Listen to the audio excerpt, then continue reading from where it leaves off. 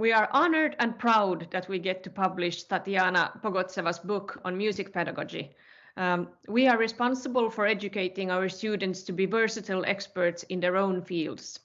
And the influence of the Russian violin school has been strong in our country.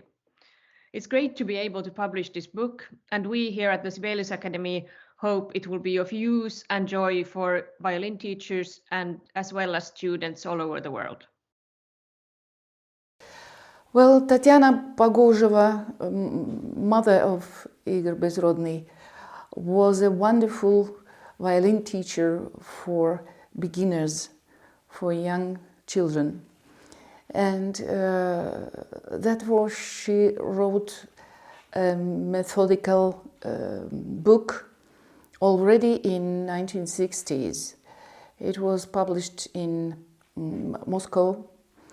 And I know people, teachers who teach until today by that book, because that was so well written, all the problems, all the sides you have to take care in teaching small children.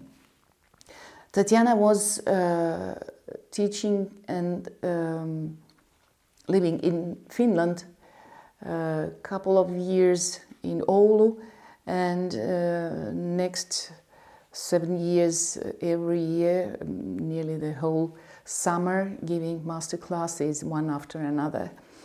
And she decided that as every child has to begin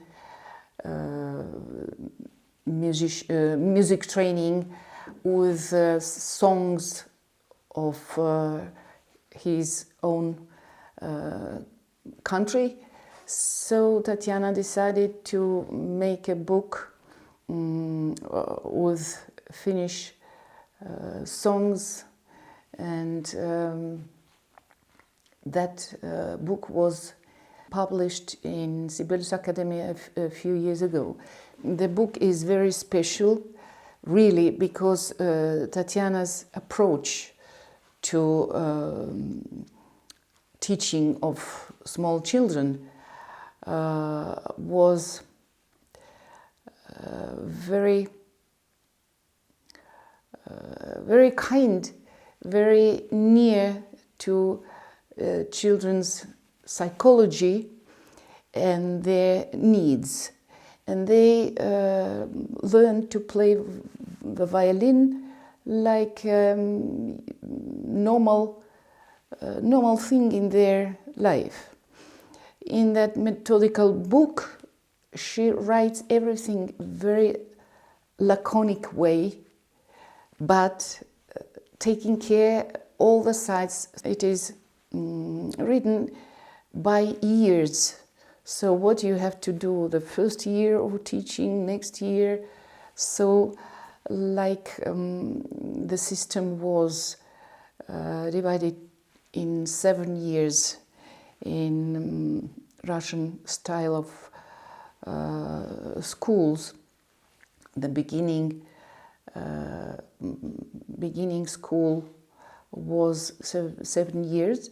So the book is divided also to 7 parts of different level of teaching.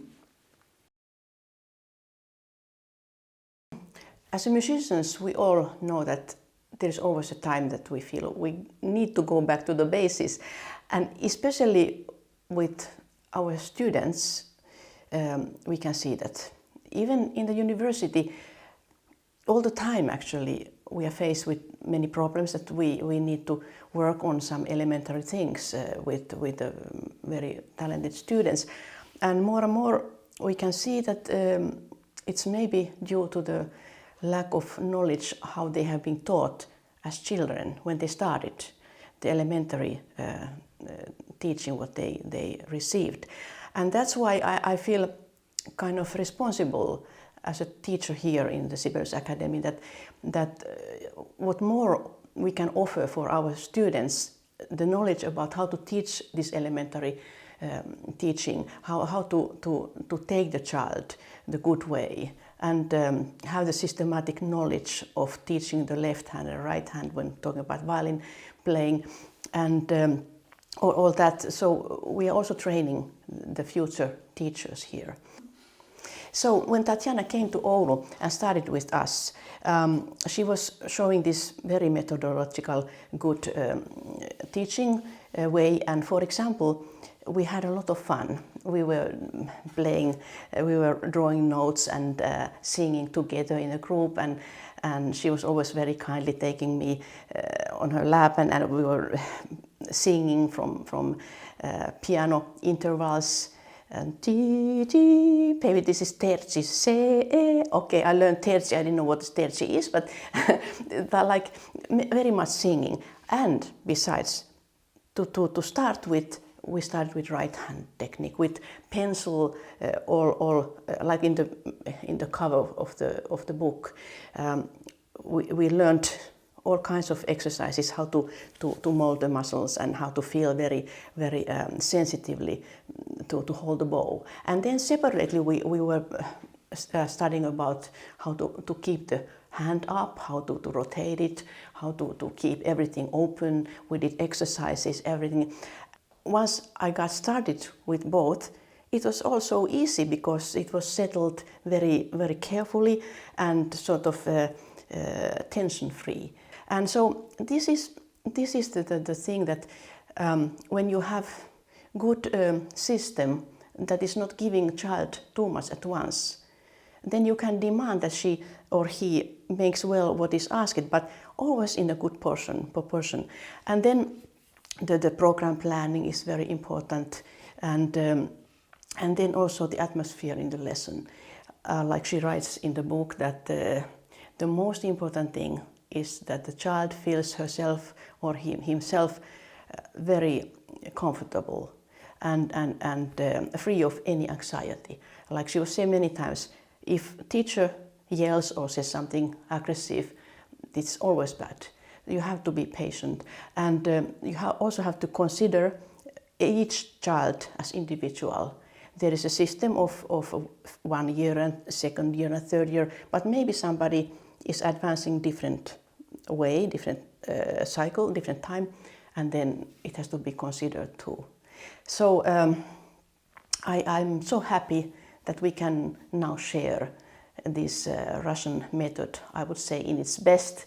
And this book that was written in 1966 is still not only valid but very useful, and I believe it can help lots of pedagogues and students in future too. Pogotsevan pedagogiikka on erityismainen. Siis hän paneutui näihin varhaisvaiheisiin. Ja hän toi tänne sen idean, joka usein oli unohdettu, että alusta alkaen, että ensinnäkin pitää alkaa varhain ja toiseksikin täytyy heti asettaa tietyt laatuvaatimukset. Minä sanoisin, että hänen tulonsa tänne silloin merkitsi kyllä jonkinlaista käännettä. Että tämä ensinnäkin se ajatus, että täytyy aloittaa varhain. Ja sitten ennen kaikkea se näkemys, että alusta alkaen täytyy ottaa asiat tarkasti. Että ei voi antaa mitään siis perusasioita myöten vaan siksi, että on kyseessä lapsi. Varsinkin kun on todettu, ja hänenkin oppilaissaan todettiin, että lapset aivan hämmästyttävästi ymmärtää sitä musiikkia. Ja joskus aivan häkellyttävässä määrin. Että joku pikkuinen lapsi voi soittaa jonkun melodian yhtäkkiä kauniimmin kuin joku iso virtuosi. Mistä se tulee? Se on selittämätön asia. No. Ja hänellä tämä vaistomaisen musikaalisuuden olemassaolo oli koko ajan ihan lapsesta saakka.